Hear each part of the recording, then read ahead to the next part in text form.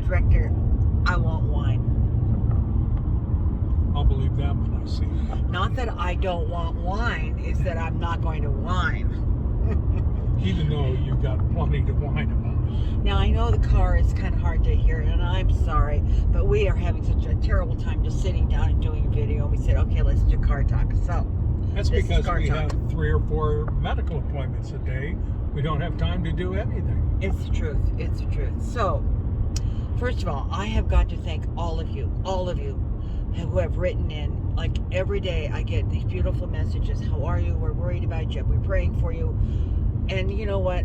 I haven't been able to answer all of you, but I want you to know from the bottom of our hearts. Absolutely. We just thank you for being so conscious of us not being there, and that we've got some issues, and that you're keeping track of us. So we just thank you, really. It's just heartwarming. Okay, thank you for all that. Now, the director lost his wallet, and we had a real panic. He had been somewhere he needed to go, and he couldn't find it. So, of course, immediately we just tear the house apart. Can't find it. Canceled everything. Oh, everything. Requested duplicates. And then... Go ahead, tell him. After I spent a lot of money, a lot of time trying to locate it, canceling stuff, I knew it was somewhere, you know. You just know that I just don't lose wallets. So one morning, I'm being my lazy retired self, I decided to put on my robe in the morning to have coffee. So I put on my robe and I said, this doesn't feel right. Something feels off. And when I felt the bulk in the robe pocket, I knew what it was. And sure enough, there it was, my wallet, with all the money in it and all the cards in it, and right where I put it. But, you know, at my age, you lose things. Your teeth, your hair, your wallet. So anyway, the wallet mystery is solved. So that was one down. The director has also, brave man, has been giving me injections. He's given me 6 injections. These were, oh, good grief, railroad tracks. 6 injections. And we knew this was going to be coming. This is part of my cancer, getting ready for my stem cell transplant. So they said, okay, you're going to get this medication, and it's a transfusion, or excuse me, it's an injection, and you'll do it at home. And they sent us a video from the manufacturer showing you how to do this. And as we're watching this video, I said, I cannot do this. I will not, I can't do this. I can't do this.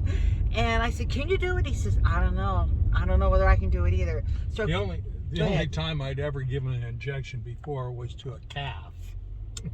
As in cow. So I called our insurance people, Kaiser, and I said, I called the advice nurse, and I said, I can't do this. I can't give myself a shot. I've never had to do this before. I can't do it. So she says, well, guess what? You're just going to have to cowboy up and do it, because nobody else is going to do it for you. So I said, okay. And he said, you know, I used to give shots to my mom's cows. I can do this. And you know what? He has done an absolute, really, absolutely. It helped that she moved as I did it. But, an absolute amazing job. I mean, to tell you, they were so smooth and so slick. Absolutely. He should go into the business. Yeah. So we have that going on. The last 3 weeks, the last month has been absolutely, well, it's been unbelievable. It's been overwhelming.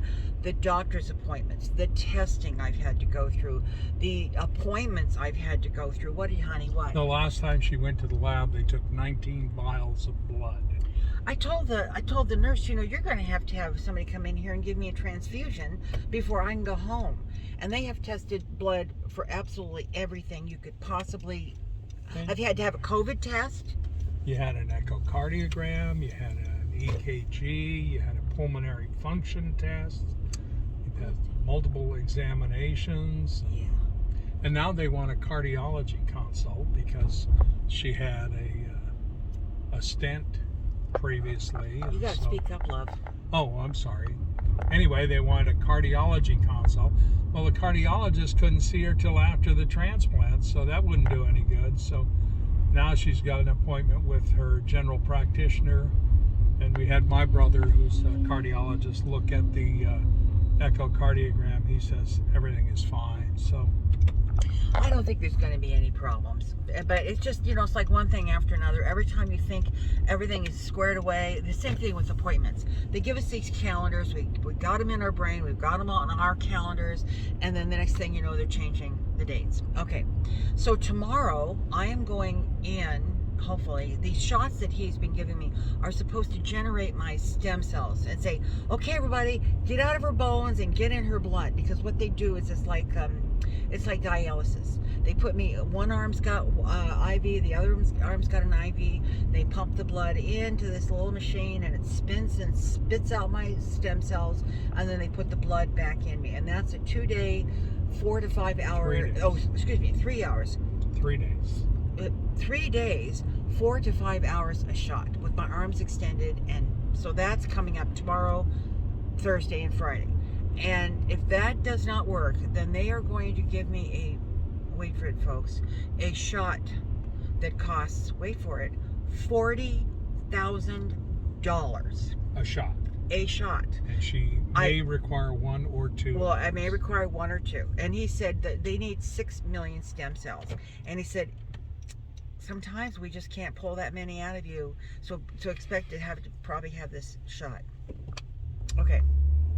So we get to drive downtown to the waterfront in the morning, and then come home and drive downtown a little later in the morning to the hospital, and then come home and wait for the nurse's call to find out whether we have to drive downtown Because again I don't have enough stem cells to get that shot. Yeah. So that's our days. 3 or 4 doctor's appointments a day, and if all goes according to plan, then she'll go into the hospital. Well, she's got to have, after these shots, then she starts having the 2 days of heavy-duty chemo shots to kill off whatever cancer cells are still in the marrow, and then the second day that she has those shots, then she's admitted to the hospital for 3 weeks to a month. Yeah. So there you are, and that it has been grueling. It absolutely has been. So anyway, whine. It's okay. It is what it is. We've had some very soul-searching conversations about this. Multiple myeloma is not something to play with, and my doctor said, you got to do this. And even so, he said, you could go 2-3 years down the line, and we say, guess what, Jill? It's rearing its head up, because you don't get cured, you get remission. It's not a curable cancer. So, or you can go 20 years and not have any issues, but I'm going to be constantly tested. So anyway, that's that. And then when you get home, then she has to go through 2 years of maintenance chemotherapy. And after I get home, there's about 3 months where I don't want to do anything but just sleep and rest and get my body back into life. So anyway, we are considering doing a GoFundMe account because the bills are really piling up, and our insurance is going to pay the deductibles, thank God, but what's left that we are responsible for is, well, it's overwhelming.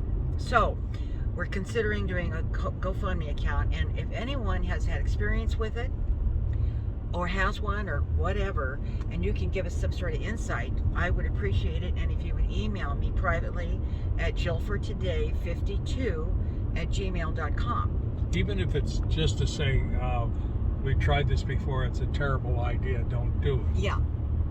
Because we're looking at everything. There's lots of, the medical expenses are one thing, but I need to be at the hospital with her as much as possible. They'll even allow me to stay overnight with her. And so, and I'm not getting any younger. So we're even looking at bringing in a house cleaning service, which we hate to do because it's expensive, but it's probably something we need to do too. So Anyway, we don't know if GoFundMe is a good idea or a bad idea, and hopefully some of you have had some experience and can give us some insight. I'm going to be really sick in the hospital, and it's wonderful that they will allow him to come and stay as long as he wants. They have a day bed in the room, so if he wants to stay with me, they have shower facilities for him and the whole 9 yards. Okay, go ahead. I'll tell you a personal anecdote. Oh, really? Yeah, we have been married for 45 years. Yeah, I know what's coming. And I have been in a hospital ER in the bathroom with her while she's sitting on the toilet. I'm holding a wastebasket. This is TMI, but go ahead. She's vomiting into it while she's okay going to the bathroom. But one of the side effects of this heavy-duty chemotherapy she's going to have is she's going to lose all her hair. And even though we've been that close and had that level of intimacy and been married for 45 years, this lady absolutely will not allow me to see her bald. So she's gotten all these head coverings and everything, but that's one of the side effects. In addition to the nausea and diarrhea, she's going to lose her hair. And he's right. Now, I've lost quite a bit. I don't know how many, you might know me well enough to say, God, she's really lost a lot of hair. And I have. It's terribly thin. And that's, that 7 months of chemo that I went through, that was, one of the things I had to deal with. Anyway, so, but you know what? I hate to use this because after all this whining, you know what? It's all good. It is all good. God is good all the time. And we feel very, very fortunate that we have the gifts that we have and the resources that we have. So, all right, my love. We love each other. Yeah. And we've got each other. Yeah. And we love you guys. Yeah. Are very grateful that you're out there. Yep.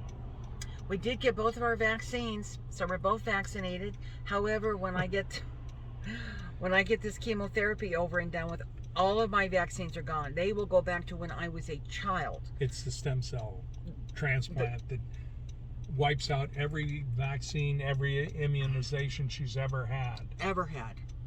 And they actually go back to when you were a child and give you the diphtheria and the polio and the measles, whatever all those are. Do you get the sugar cubes again? I get the sugar. I love the sugar cubes. Remember the polio sugar cubes? Maybe a lot of you aren't old enough to remember, but we all went to like school cafeterias and that sort of thing, and they gave you the whole family went, and you got a little sugar cube with the insulin or the vaccine on it.